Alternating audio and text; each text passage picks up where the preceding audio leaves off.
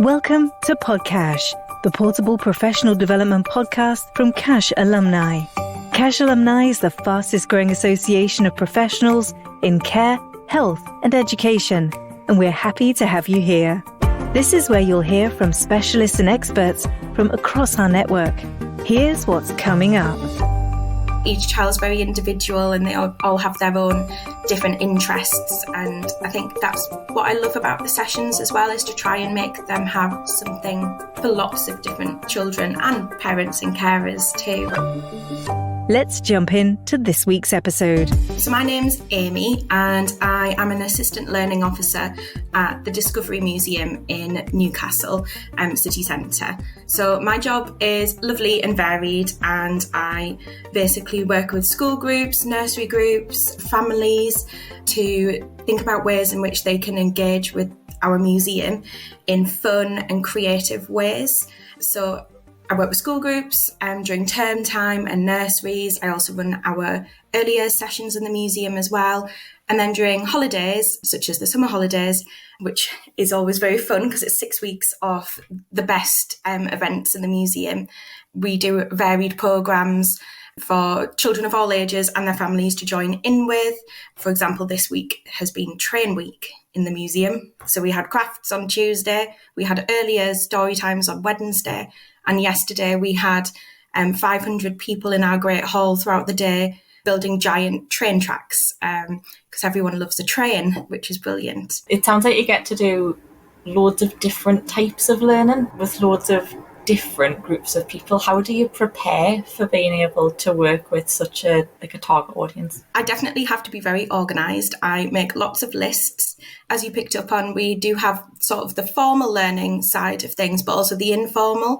I say formal as in, set sessions that we might do with a selective audience, for example, a school group. But then we've got the informal side of the learning programme, which is the more sort of family fun activities during the holidays. So it's thinking about, well, there's lots of different things to think about, but, which sort of setup works for different groups, which parts of the museum to run the events in, what's going to excite the different groups as well. With the formal groups, there's also obviously the consideration of the curriculum and what they're learning in school and how we can bring that to life in the museum.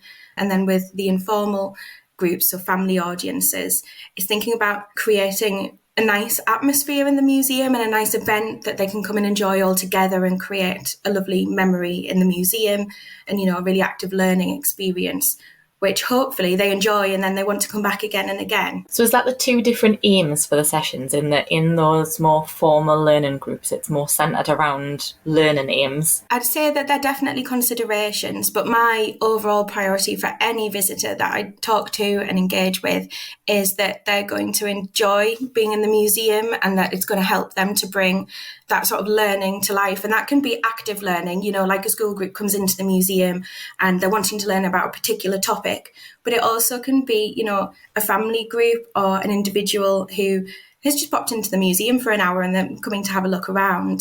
But it's just, for me, about creating that wow moment and connecting with a visitor. Obviously, everyone's very individual with different interests and things, which is why I think Discovery Museum is brilliant. There's something for everyone. So maybe I should talk a little bit more about Discovery Museum actually and what we have in the museum. As I said, Discovery Museum is located in Newcastle city centre, very close to the train station. And we're inside a very large and iconic old cooperative building known as Blandford House. But we are a free entry science and industry museum. We explore and have a lot of collections that link to STEM topics, science, technology, engineering, maths, and also local history about the area and sharing stories from our region. For example, about the shipyards. I can't not mention Tabinia, who is our largest object in our collection. She is, for anyone who doesn't know, well, she was once the fastest boat in the whole wide world, and she was made here in Newcastle. She was invented by Charles Parsons. Her steam turbine engines at the time allowed her to be the fastest boat of her time, and Queen Victoria was very impressed. Charles Parsons went on to create more steam turbine powered engines, and we're very lucky to have her in the museum. She's one of my favourite things to talk about because children are fascinated with the Titanic. So they walk past her and I get asked a lot, especially by little visitors, is that the Titanic? And then we talk about how, unfortunately, the Titanic, hit an iceberg and we can't have the Titanic in the museum, but actually Turbinia is even more special because she was once the fastest boat in the whole world and she was made in our local area. And the children then go, wow, and ask questions, and they want to go and have a look inside at her engines and count her turbines and that sort of thing. Turbinia is definitely the thing that I think of when I think of the Discovery Museum. It's the first thing you see when you come in. She's amazing. Like it's such an iconic piece to have in a museum. I suppose what's quite cool is that talking to you, it's really obvious and really evident that you learn things in museums. Like, it's why you go to museums, to learn things. I'd never really considered museums like a place of learning. They're like full of cool things to go and see and marvel at. But I suppose I'd never really considered that you learn things intrinsically as you go around that journey. How do you bring all of that stuff to life? So I guess one of the challenges is that some of the collections, for their safety and so we can preserve them for the people to enjoy, can be behind glass and you can't touch them. So something I like to do is bring out our handling collections. I like to do games and crafts and things that help children to focus a little bit more on different topics or different parts of an object. One of my favourite sessions that I've developed is for early years children, and it's been all around a story, and it doesn't have to be a well-known story. And then we link the story with an object in our collection, and then we do games and crafts and songs as well. We always sing a song in the museum, encourage the families to then go and see the object that has inspired that whole session. And I think linking it with the familiar, aspects of a child's life, so stories and talking with your grown-up and playing games, and it can be really simple things as well. The other thing I like to do is give parents and carers ideas of activities that are simple that they could then do at home with their little one too. I should also mention we're a free entry museum. We are very family friendly. We have a fun and full event programme, and we try to make the events free and low cost for our families. So I think that helps as well with things that we do in the session being low cost, that then hopefully they can inspire parents and carers to do more of those things at home as well with their little one. So it's kind of bridging lots of things together, lots of familiar things, and then linking them into the museum as well. I think the museum's fun. I learn something new every day in the museum, and that's one of the things that I love about my job as well. There's lots of things I love about my job, don't get me wrong, but yeah, every day is new, and you can look at the same object for the 10th time, the 20th time, and there can just be a light bulb moment where you think about something new. And I think that's really special. I think obviously I am also a grown-up, or sort of. My experience of museums is obviously very different to some of the children that come to visit. But at the beginning you also mentioned early years sessions. Can you tell us a little bit more about that? I am in charge of the early years sessions in the museum. The early years is like children aged under 5. In the museum weekly during term time, I run a session called Tiny Sparks, which is designed for children aged 3 to 5 and their parents and carers. The sessions are an hour long and we explore lots of different themes each session that links to our museum collections. So themes have included, for example, building and construction. That's a popular one, linked to the Three Little Pigs. Bridges and architecture, Three Billy Goats Gruff link there as well. And then other themes that link with our collections are perhaps themes that you might not necessarily think, oh, a child aged 3 to 5, are they going to enjoy that? I love these bizarre themes because they allow me to be more creative. And actually, I think lots of the parents and carers who join in, they've said to me before, oh, I love how creative the session is and how you bring a topic to life. And I sometimes wonder, how is that going to work with a toddler? But it's done really well. So those sort of more different, unusual themes have been like magnets, forces, water. I even did a session on electricity, shapes, colour and reflection as well as some other themes that we've done. And each session, there's songs, there's games, there's a story, and there's simple play activities. And the hour goes by very quickly. I can imagine the hour goes by very quickly. How do you fit an entire piece of learning about something as complicated as magnets or electricity into an hour for toddlers? Each session, even though there's a different theme, each session I tend to deliver in the same sort of way, so that then when we get families who come back with their little ones, 2 tiny sparks, if they've been to one session, even though it's a new session with a different topic, different activities, the hope is that they kind of know what to expect because of the familiar sort of format. So by that, I mean that I'm always there to welcome them. There is drop-in sort of help yourself activities at floor level, and low level tables, tough trays on legs that they can go straight into with their grown-up and start playing with. So for example, in the magnet session, one of the simple activities they could go and help themselves to was magnetic fishing. After a few minutes, we wait for lots of people to make their way through the museum, because toddlers have small legs and also toilets are needed and that sort of thing. So I sort of say the first 5-10 minutes is settling in time. And then we all come together and we sit sort of as a group, and I've got pictures on the screen and I say hello to everyone and we talk about the topic, and then we sing a song as well, at least one, sometimes lots. And sometimes we play a game. So I've played bingo with toddlers before. Everyone wins, everyone gets stickers, and toddlers really love stickers, so that goes down well. And then after that, then we go on to the other activities, which are more crafty and sort of messy play as well sometimes. The way the room's organised, they're on higher tables. So the lower tables are for the settling in time, and then the higher tables, I sort of say when we're ready and you can go to those if you'd like to. And then, we have about 15-20 minutes to then do those activities, and then we all come back together and then finish with a story, which I think after all the excitement and crafting, and you've made your thing for the week, then we all come back together and then we read the story. Sometimes the craft's linked to the story. So for example, when I was doing a session on fabulous food, the story was the very hungry caterpillar.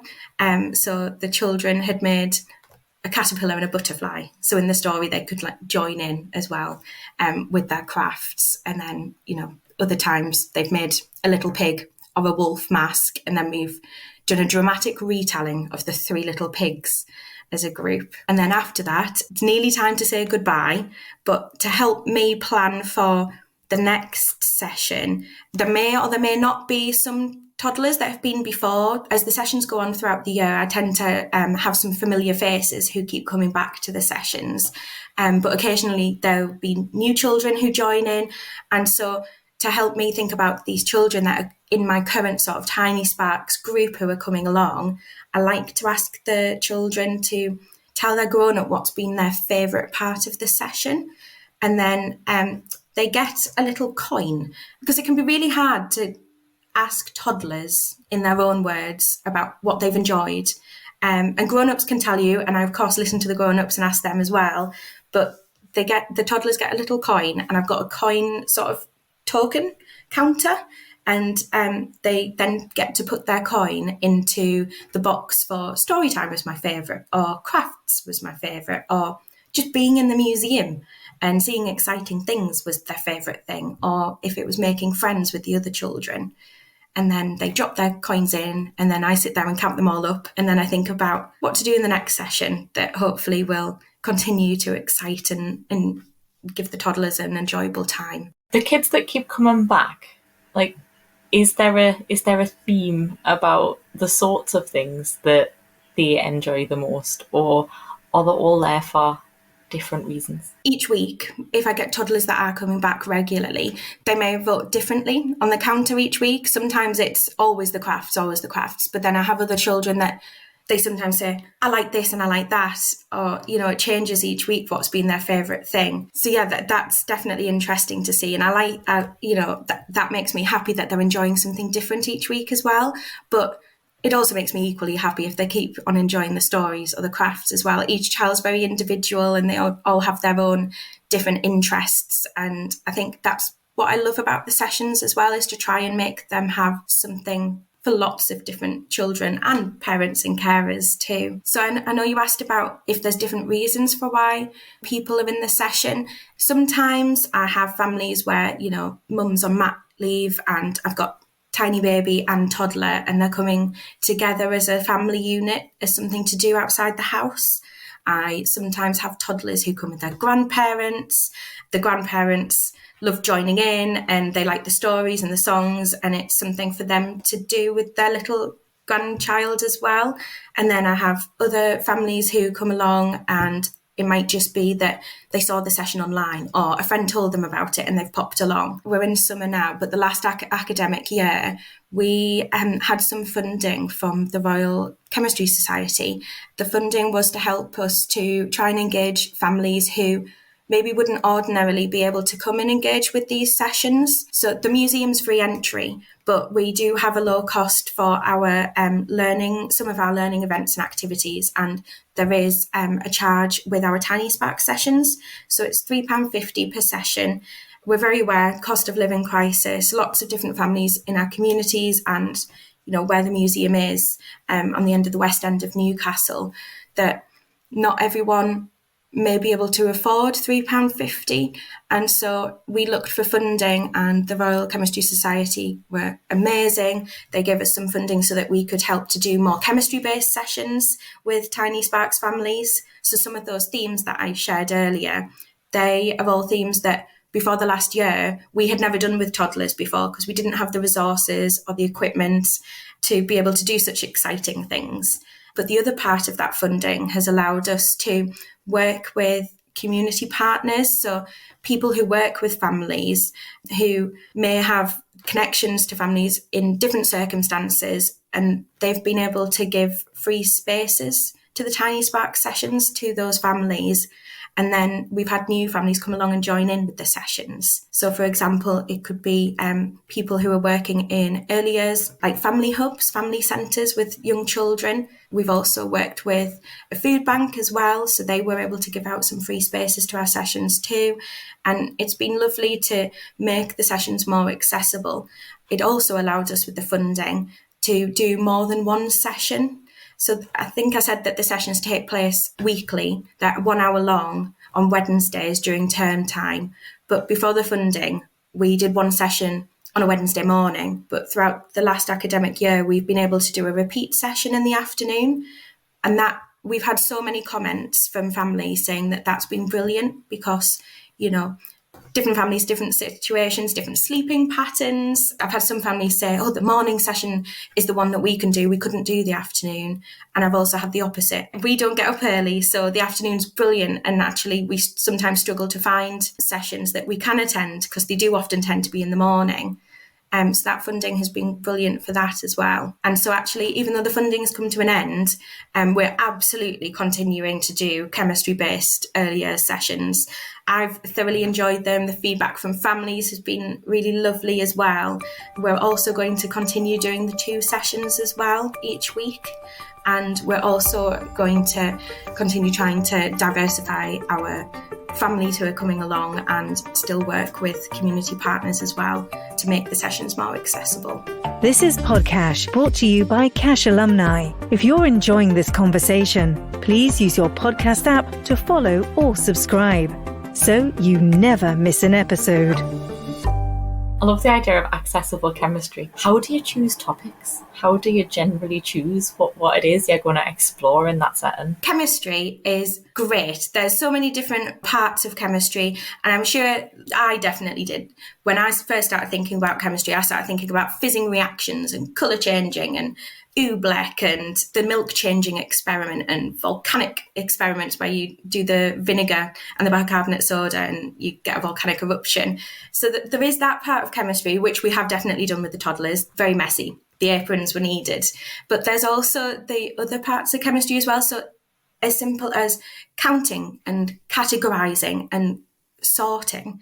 So especially with toddlers, because, these are children aged 3 to 5 that the sessions are for, it has very much been simplified chemistry, but it's still chemistry. And it's all things that they have enjoyed doing it. It's been helping to support with like school readiness and social development in the session, working and sharing with other children as well, and gross and fine motor skills too. The Play-Doh with using tweezers to pick things up, pipettes. Oh, my favourite was scoopy scissors.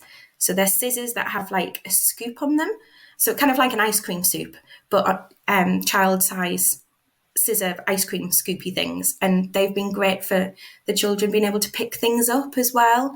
So all those sort of aspects have been in the sessions in different weird and wonderful ways. That's really interesting. And listening to you talk about that stuff reminds us of when I talk to early years practitioners, and they can tell us all of the reasons that all of the stuff they do with Play-Doh and with all of the other sort of messy playthings and like grabbing stuff things helps to develop like the skills to hold a pen, to be able to write later on, and that whole like methodology behind the madness of early years activity. How did you get into doing what you do in a museum? So I went to Newcastle University. I was always told, I was the first one in my family who went to uni, I was always told, do what you enjoy.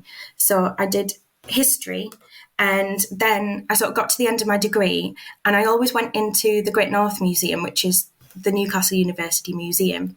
And so I asked if I could start volunteering there to see what they were doing. Because when I went in, I always saw how many school children there were, and young children and families just enjoying the museum. And I kind of like would watch what the children were up to, and it would really make me smile. And I wanted to know more about what it could be like to work in the museum, because I really enjoyed the history and the children as well. Being there and listening to the children, I just thought, oh, this could be a really good thing to maybe do. So I started volunteering, and then I got my first role within Town and Weir Archives and Museums.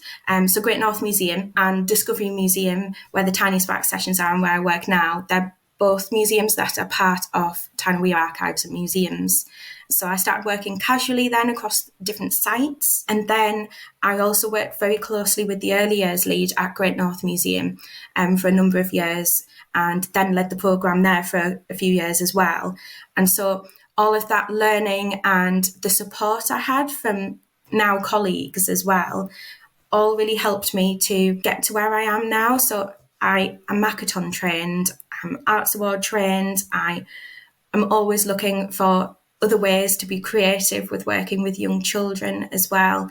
All those things. So really lucky with circumstance as well, and, approaching colleagues, like I say colleagues, they weren't colleagues at the time, but approaching people who were really friendly and welcoming and able to answer lots of questions, and invited me to come along and see what they did and not just tell me about what they did.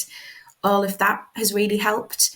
And I really love all of my job. And as I mentioned, I work with lots of different aged children and families and visitors. I do have a special sort of soft spot for early years families, because I think the children that are aged under 5, they do their most growing and developmental sort of learning in that time. And I think to support that in a museum, which is creative and fun and with lots of things to see, it's really special. And so I really do love working with the early years children. And so to do Tiny Sparks each week, it's one of my highlights in the museum. That sounds like a really interesting journey, and like that developmental piece of like going from a history degree and sort of seeing the connections between that and that early years learning piece is really, I suppose, quite insightful to be able to follow that through and find that career journey. What was that development like? The movement between different venues was really exciting, because both, if anyone's been to both Discovery Museum and Great North Museum, they're very different with their collections. So for me, that was really exciting when I moved to Discovery, and then I started going more along the science and STEM sort of route and being able to bring history along. And I should say it was ancient history was my background. So Romans, Greeks and archaeology, to bring all of that into Discovery Museum, and then think about the more recent history and our social history of the area, and then the science and engineering side as well. I had lots of ideas straight away, because I'd already been working with early years audiences, and I knew building and ships and boats and trains and bridges and the science and being able to do the messy experiments. I knew all of that would be super exciting to a young child. So I think excitement really helped with that. And I can imagine that excitement about you learning things and being able to play with the things that you're learning and discover new stuff through not just playing with the stuff in the museum, but playing with the children or with the young people or the families who are coming along and learning how to see things through their eyes. I like that you've used the word play, because something that I use in all my sessions still is the early years schemas for play. So every session will always have lots of different ways that the children can join in with different activities. There's always a consideration for the different schemas of play. So whether a child is really enjoying the rotation schema, or if they're enjoying the transportation schema, or lots of different ways in which that those schemas for play can be done in the session, and transforming and hiding things as well, and then unveiling them in an exciting way. That's great. It's really interesting listening to how much thought goes into all of that communication of those different ideas and how like children are going to pick up on different things.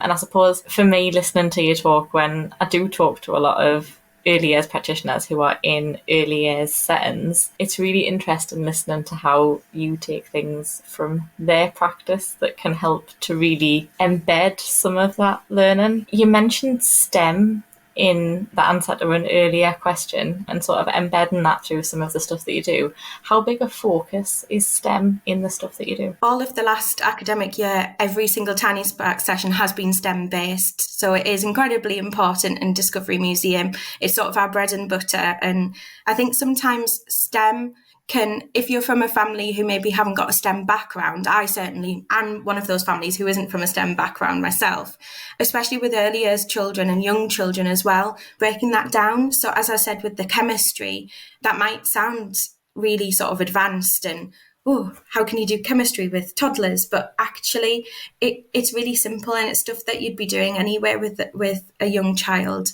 So the mathematics, the beginning to count, and the sorting, and thinking about colours and different shapes, and exploring a young child's world, and their life at home, with their grandparents, their journey to nursery, all the sort of learning and things that they would be thinking about anyway.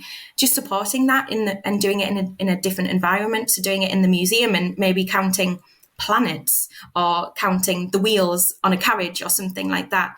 Just taking the context and shifting it slightly and putting it in the museum.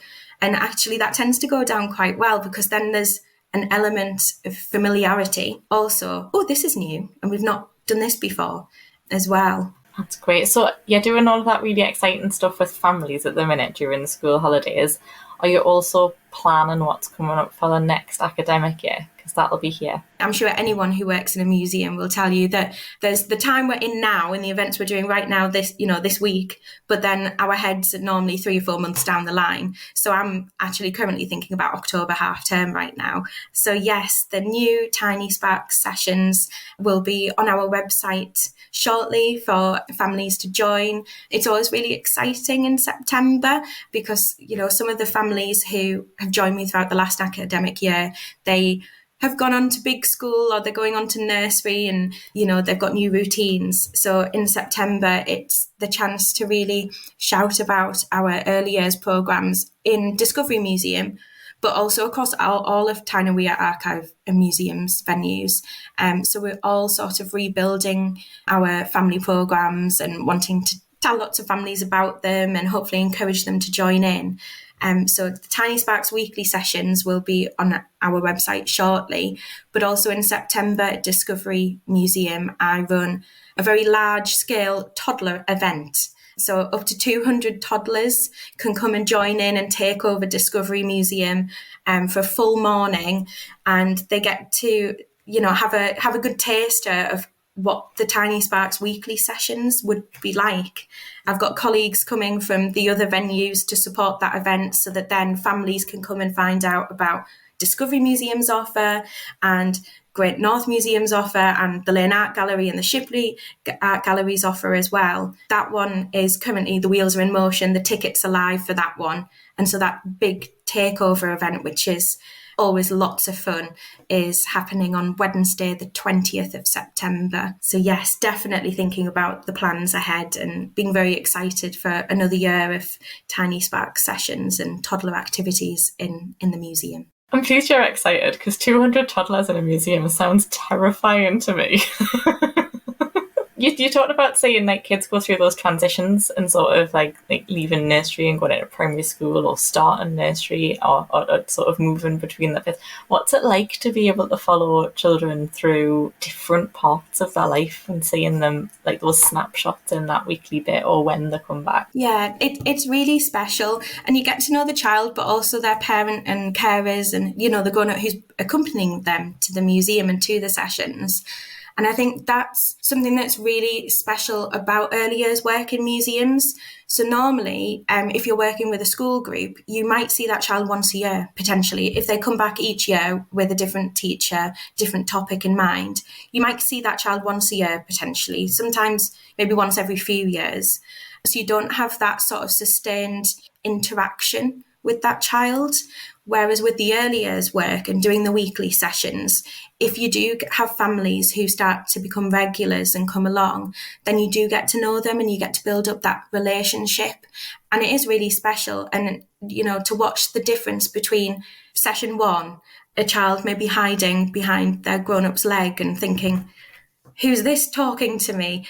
Which is perfectly normal and natural, to then week 5, they come in, striding in, parents following 10 steps behind, carrying all the bags and everything, and the toddlers straight in the room, saying hello and joining in with the activities and knowing what they can do and what to expect straight away.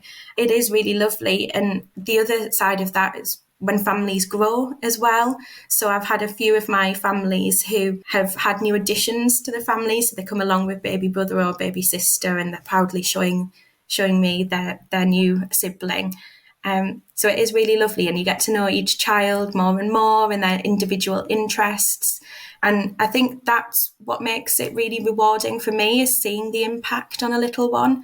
So I think from having talked to you about my sort of background and how I got into working in museums, you'll have picked up on that I don't have a science degree, but that doesn't mean that I don't work effectively and creatively with science with early years children. But and this made me really happy. I had one of my regulars who comes with grandparents. The grandparent told me that their dad had been asking their little one, what do you want to do when you're older? And they'd thought about it, and they said, I'd like to be an astronaut. And then Dad had said, oh, well, you'll have to be really good at science at school and listen. And then the little one had thought about it and then said, like Amy at the museum. That's really cute. It is, isn't it? Yeah, it's one of my all-time favourite comments that I've been told about. So, and that was all because of a session we'd done around space in the museum and linking to our very old telescope that we've got on display. All of those reasons are why I think early years work in museums is really key and really very special. Yeah, that's great. And I love the idea of introducing children to careers that they might never have considered because it's outside of their normal sort of sphere of influence. That's a really great part of, I suppose, the stuff that you get to do. We know a bit about how families can find out about sessions and come along to stuff. Is there a different way that school groups or nursery groups would find things to be able to do in museums? Yes and no. So we have a very large website, and there is a learning part of the website. And so that's where we would say learning and nursery teachers and sort of group leaders would get in touch with us through that part of the of our website, because on there we have all our workshop offer split into early years science, history, but also by key stage as well. So there might be, if there was a teacher or nursery teacher who's interested in coming to the museum to support a key topic, then they could look and see if we have anything that links to their learning in their setting. Or they could get in touch with us and see if it would be possible to do something more bespoke. So we are very amenable to doing bespoke things. It challenges us creatively, and it can be very exciting to put something together but everything we do in the museum, it's very important that it links to our collections as well. Everything comes back to the museum and to bring, that learning to life with what we have in the museum. There's definitely those considerations as well when we are asked for bespoke things. If we think we can do it and that we can bring it to life in a fun way and that we've got the objects to do that, then that is definitely something that we'd be happy to do. Whereas if it's families and, carers, and they're interested in what there might be for early years children or children during the holidays and things, again, they can go to our website, and we've got a very well populated what's on page with all the different activities and when they're on, their timings, the suggestions for who they're suitable for and who they've been designed for, and they can book spaces. If it's a bookable event, they can book spaces via the website, or if it's a drop-in activity, then they're very welcome to come and drop in and join us in the museum. Love the idea of that, bespoke stuff, and the fact that you got so excited about the idea that people might suggest things that they want to learn about, that you could, I suppose, have that opportunity to learn another new thing that you could then teach to other people. There's lots of exciting things that I could ask you about, because you keep saying really interesting things that I could pick up on. But is there anything that you haven't had the chance to tell her about so far that you'd like her to know about? Something that I would really love would be for maybe people who haven't been to Discovery Museum in a while, because it's something that we commonly get is, oh, I've not been to the Discovery Museum in years. Or, we have a family come in and one of the grown-ups might say, oh, the last time I was here, it was when I was a child. So I would really love for maybe if there are any families who are thinking about places to go with their little ones, that maybe they might now think about Discovery Museum and they might pop along and see what we have here and hopefully have a really lovely visit.